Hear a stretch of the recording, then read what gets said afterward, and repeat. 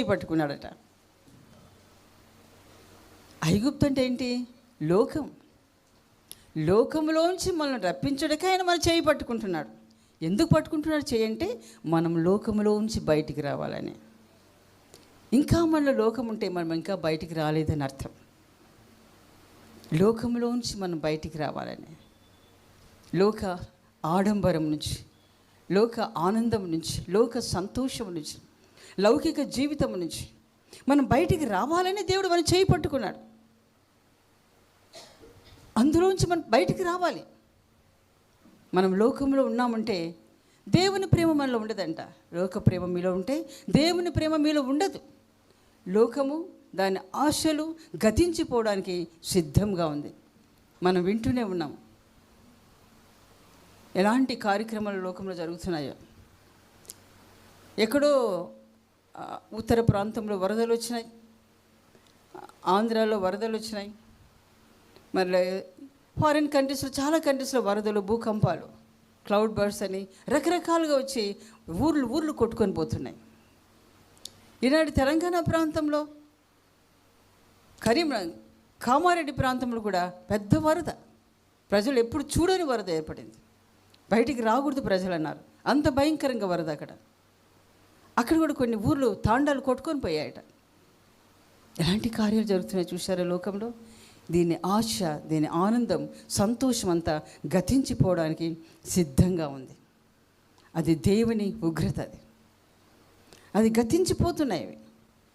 కానీ దేవుని చిత్తం చేయవారు, దేవుని ఆజ్ఞల మార్గం నడిచేవారు నిరంతరం జీవిస్తారట.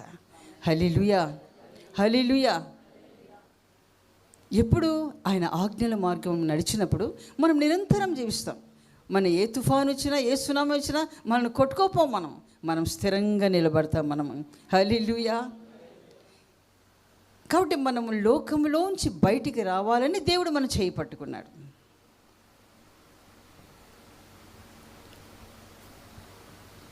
లోకంలో ఉన్నదంతా శరీరాశ, నేత్రాశ, జీవపుటంబం. దాన్ని బట్టి మనము మన పక్క వాళ్ళు ఇలా ఉన్నారే, మనం ఎందుకు ఇలా ఉండాలి? చాలామంది అంటారు, మనం దేవుని మార్గంలో క్రమంగా నడుస్తున్నప్పుడు మీరు ఎందుకు ఇలా ఉన్నారు? పలాని వాళ్ళు ఎంత మంచిగా, వాళ్ళు కూడా మాతో పాటు సంతోషిస్తున్నారు, మాతో పాటు తిరుగుతున్నారు, ఎంజాయ్ చేస్తున్నారు, మీరేంటి దేవుడు అనుకుంటే ఇలా జీవిస్తున్నారు అని మనను ప్రశ్నించి మన మనసును పాడు చేసేవారు లోకంలో ఎంతోమంది మన ప్రక్కలోనే ఉంటారు. మన ఇంటి వారే ఉంటారు కొద్దిమంది. మన ఇంట్లోనే నీవెప్పుడు దేవుడు అని ఎందుకు పోతావు? చూడు, వీళ్ళు ఎందుకు పోవట్లేదు? నీకేనా దేవుడు? వీళ్ళకి లేరా? నీవేనా దేవుని రాజ్యానికి పోతావు? వీళ్ళు పోరా అని ప్రశ్నించి మనల్ని కలవరపరిచి మన లోకంలోనికి లాగడానికి ప్రయత్నించే వాళ్ళు చాలామందిని. సాతాను కుయుక్తి అది. కాబట్టి దానిలోనికి మనం పోకూడదు. దాని ఆశలను మనం జయించాలి. నేత్రాశ, జీవపుటంబం, శరీరాశలను మనం జయించినప్పుడు ఆయన మన చేయి పట్టుకుంటాడు. హల్లెలూయా. ఆ పట్టు ఎన్నటికీ కూడా విడవడు ఆయన అంత గట్టిగా మనల్ని పట్టుకుంటాడు. లోకము మనలోకి రాకూడదు. సముద్రంలో పడవ ఉంటుంది, సముద్రం పైన పడవ నడుస్తుంటుంది.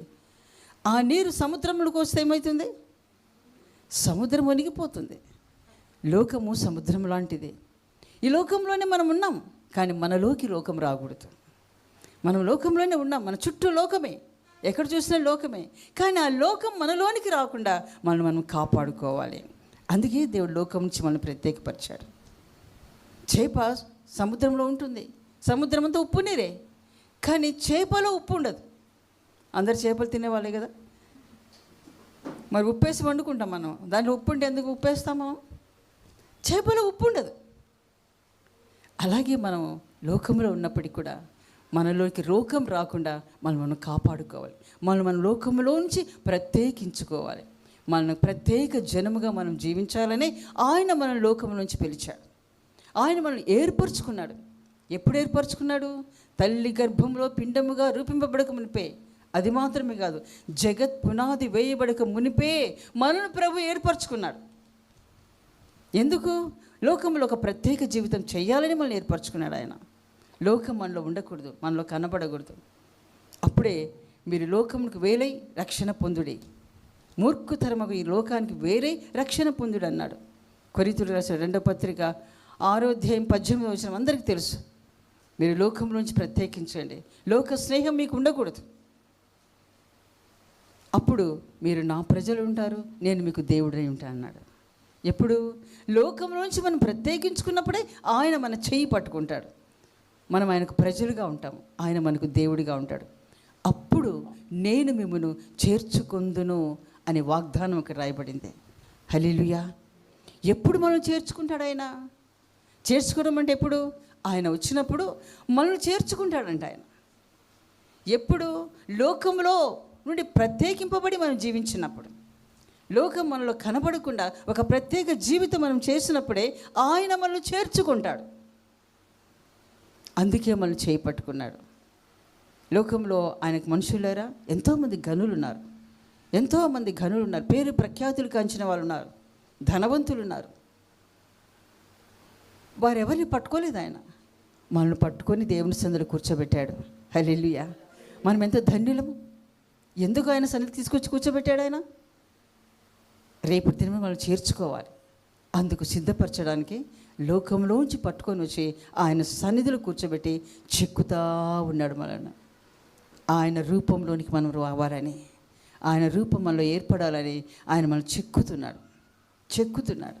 ఒక ఇల్లు కట్టాలన్నా, మందిరం కట్టాలన్నా ఇటుక ఒకదానికి ఒకటి పక్కన చక్కగా పేర్చి కడతాడు మేస్త్రి. ఒకవేళ ఇటుక అది అక్కడ స్థలంలో సరిపోలేదు, కొంచెం ఎక్కువ ఉందనుకోండి, దాన్ని చెక్కుతాడు. తాపి తీసుకొని ఆ తాపితో ఆ స్థలానికి ఆ ఇటుక సరిపోయేంత వరకు దాన్ని చెక్కుతూ ఉంటాడు. చెక్కినప్పుడు మనుషునికి చెక్కితే ఎట్లా ఉంటుంది? బాధ కలుగుతుంది కదా, గాయమవుతుంది, ఎంతో వేదన పడతారు. అది రాయి కాబట్టి, అది ఇటుక కాబట్టి వేదన మనకు కనబడదు. మనుషులను దేవుడు చెక్కుతున్నాడు. ఎలాగూ? తాపితో కాదు, వాక్యముతో చెక్కుతున్నాడు. హల్లెలూయా. వాక్యం అనే తాపితో మనల్ని చెక్కి ఆయనకు తగినట్లుగా దేవుడు సిద్ధపరుస్తాడంట. మనం చెక్కుతున్నప్పుడు చెక్కబడడానికి మనం అప్పగించుకోవాలి. అప్పుడు నన్ను చెక్కితే నేను ఒప్పుకోను, నాకు ఇష్టం లేదు, నాకే చెప్తారా, ఎప్పుడు నాకే చెప్తారు వాక్యం అని దూరం అయితే నష్టమైపోతాం. వాక్యం మనల్ని తాకినప్పుడు అది మనకు మేలు కొరకు తాకింది అనుకోవాలి. దేవుడు నన్ను ప్రేమిస్తున్నాడు, నన్ను చెక్కుతున్నాడు, అందుకే నన్ను సరిచేస్తున్నాడని మనం గ్రహించి ఆ వాక్యానికి అప్పగించుకొని మనం జీవించాలి. అప్పుడే మనం ఇంటిగా కట్టబడతాం. దేవుని ఇంటిలో ఒక ఇటుకగా మనం ఉండిపోతాం. మనం ఒప్పుకోకపోతే, చెక్కడానికి ఒప్పుకోకపోతే మనం అందులో తీసివేయబడతాం. అది సరిగ్గా చెక్కుతుంటే ఒప్పుకోలేదు అనుకోండి, ఒక పక్కన చెక్కుతూ ఉంటాడు మేస్త్రి, అది సగానికి ఇరిగిపోయింది అనుకోండి, ఇంక ఇది పనికిరాదని తీసి పడేస్తాడు. అలాగ పారవేయబడకుండా చెక్కుతున్నప్పుడు వాక్యం చేత దేవుడు వాళ్ళను హెచ్చరిస్తున్నప్పుడు మనం సరి చేసుకోవాలి. హల్లెలూయా.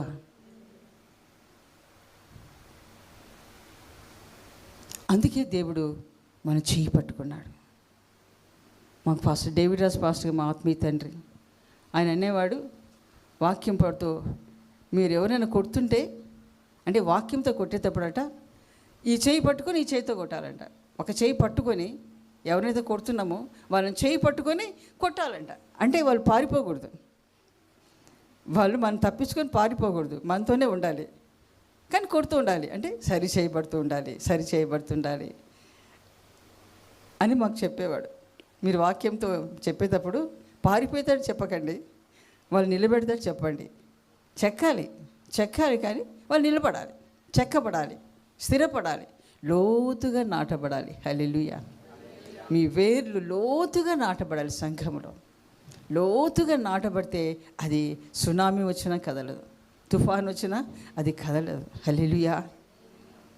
అందుకే కొలసీలు అంటున్నాడు, మీ వేర్లు లోతుగా నాటబడాలి. మనము సంఘములో, ఉపదేశంలో, వాక్యంలో స్థిరంగా మనం ఉండాలంటే లోతుగా మనం నాటబడాలి. అప్పుడే మనం స్థిరంగా ఉంటాం. మనము ఆయన చేయి కాదు, మనమే ఆయన చేయి గట్టిగా పట్టుకుంటాం. హల్లెలూయా. కాబట్టి మనము లోకం మనలో ఉండకుండా లోకం నుంచి మనం ప్రత్యేకించుకొని ఒక ప్రత్యేక జీవితం మనం చేయాలి. అప్పుడు ప్రభు మనం రేపటి దినంలో చేర్చుకుంటాడు.